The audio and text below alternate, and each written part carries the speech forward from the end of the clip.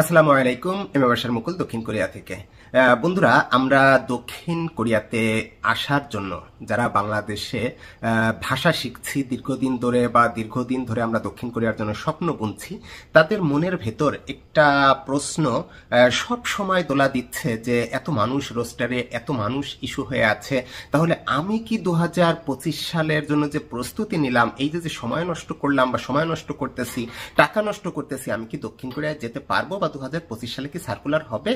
তাদের জন্য আমি এতটুকু আশ্বস্ত করতে চাই যে দক্ষিণ কোরিয়া এবং বাংলাদেশের সাথে যে চুক্তি রয়েছে, এই চুক্তি মোতাবেক প্রতি বছরে একটা সার্কুলার ন্যূনতম এ পর্যন্ত গত 13-14 বছর বা 15 বছরে হয়েছে, আমরা দেখেছি।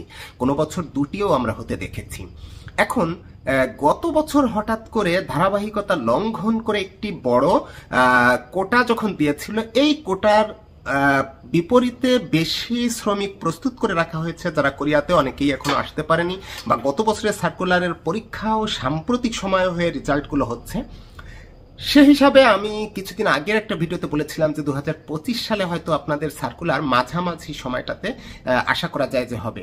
তো এখনো একই কথাই বলছি যে এখন পর্যন্ত আমি আশ্বস্ত করতে চাই আপনাদের যে মাঝামাঝি না হলেও হয়তো 2-1 মাস পিছাতে পারে বা এরকম, তবে সার্কুলার 2025 সালের ভেতর হবে, এতটুকুন আমি আপনাদের আশ্বস্ত করতে চাই। আপনারা যারা কোচিং করেছেন বা কোচিং করতেছেন, রানিং রয়েছেন, তারা আপনারা ব্যবসা, চাকরি বাকরি বা যারা স্টুডেন্ট, তারা আপনার লেখাপড়ার পাশাপাশি কোরিয়ান ভাষাটাকে চর্চা করতে থাকেন। বা কোরিয়ান ভাষা একটা বিদেশি ভাষা।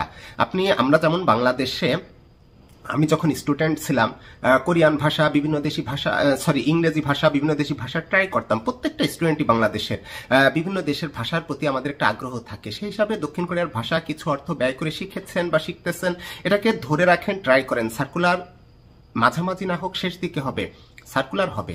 আর সার্কুলার যদি কোনো কারণে এবছর মিসও হয়, আগামী বছর তো কনফার্ম হচ্ছে। সুতরাং আপনি যে এই যে পরিশ্রমটা করলেন, বিশেষ করে সবসময় একটা কথা আপনাদের বলি যে দক্ষিণ কোরিয়ায় যাওয়ার ব্যাপারে একমাত্র দেশ আমি এ পর্যন্ত যেটা দেখেছি যে প্রসেসিংটা একটু লেন্থি এবং ধারাবাহিক।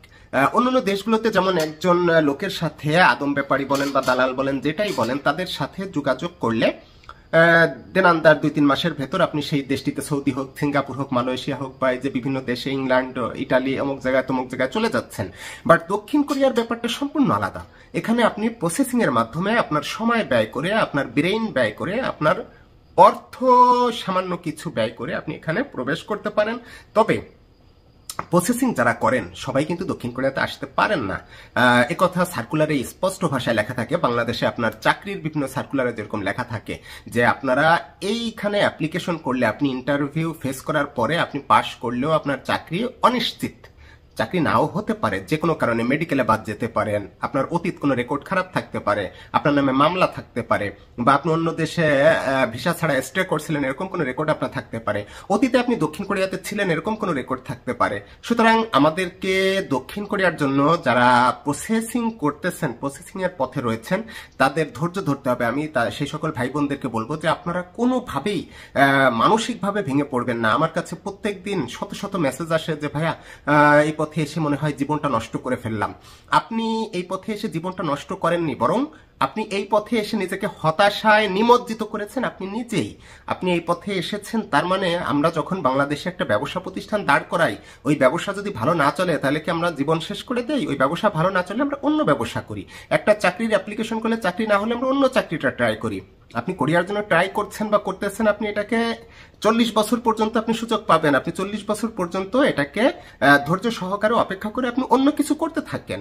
সবার আপনাদের মনের আশা পূরণ হোক, সবাই দক্ষিণ কোরিয়াতে প্রবেশ করতে পারেন, দ্রুত সার্কুলার হোক, এই আশা কামনা করি, এই আশা ব্যক্ত করি। আজকের মতো বিদায় নিচ্ছি। আল্লাহ হাফেজ।